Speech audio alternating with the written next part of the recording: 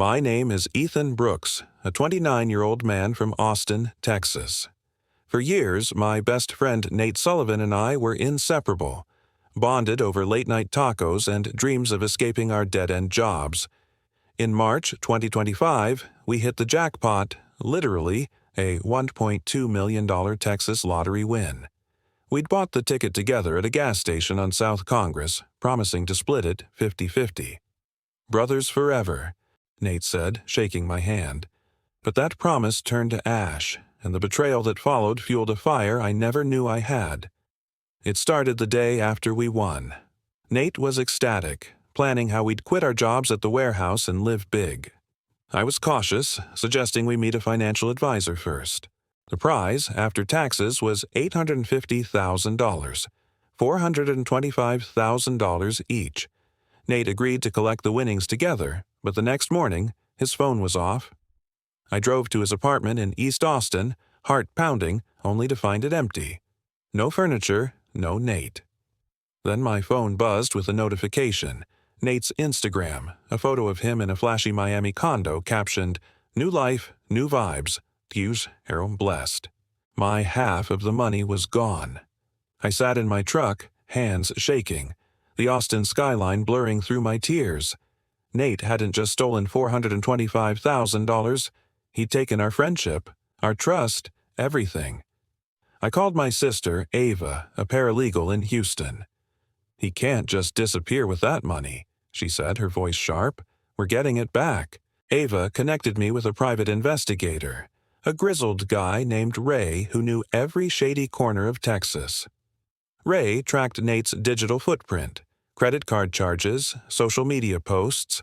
Within days, we learned Nate was living large in Miami, blowing my money on a rented penthouse and a used Porsche. But Ray found something else. Nate hadn't just betrayed me. He'd been running a side hustle, scamming friends from our old high school. He'd borrowed $10,000 from our buddy Caleb for a business venture, never repaid it, and used my lottery money to fund his escape. Worse, Nate had forged my signature on the lottery claim form telling the commission I'd gifted him my share. The audacity hit me like a punch. I'd trusted him like a brother, and he'd planned this from the moment we scratched that ticket. Ava and Ray devised a plan. First, we gathered evidence, screenshots of Nate's posts, bank records showing his Miami spending, and Caleb's loan agreement.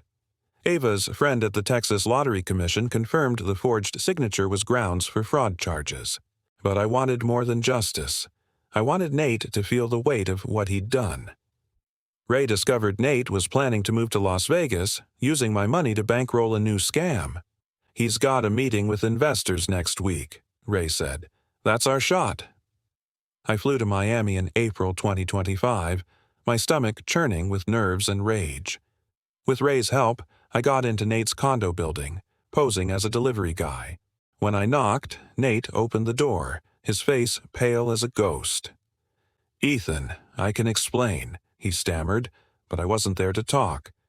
I handed him a folder, copies of the forged claim form, his bank transactions, and a police report I'd filed in Austin. "You've got two choices," I said, voice steady. "Return my $425,000 now, or I send this to the Miami PD and the FBI. They're already watching you." Nate tried to bluff, claiming he'd invested the money, but his hands shook as he read the documents. Behind him, I saw the Porsche keys on the counter, the same car he'd bought with my future. Ray had tipped off the local news, and a reporter was already digging into Nate's scams. Panicked, Nate wired $400,000 back to my account that night. The rest, he swore, was spent. I didn't care. I'd already contacted Caleb and our other friends, exposing Nate's lies. His new life was crumbling. Back in Austin, I used $50,000 of the recovered money to start a small music shop on 6th Street, a dream Nate and I had once shared. The grand opening was in July, and Caleb showed up grinning. "Nate's done," he said. "He's back in Dallas working some dead-end job. Nobody trusts him anymore." Social media confirmed it. Nate's accounts were silent, his Miami posts deleted. The Texas Lottery Commission banned him from future claims, and the FBI was investigating his other scams. Sitting in my shop, strumming a guitar under the neon lights, I felt a weight lift. Nate's betrayal had nearly broken me, but it also showed me who I was. A man who could fight back, build something new, and walk away stronger. Ava called it poetic justice. I called it my new beginning.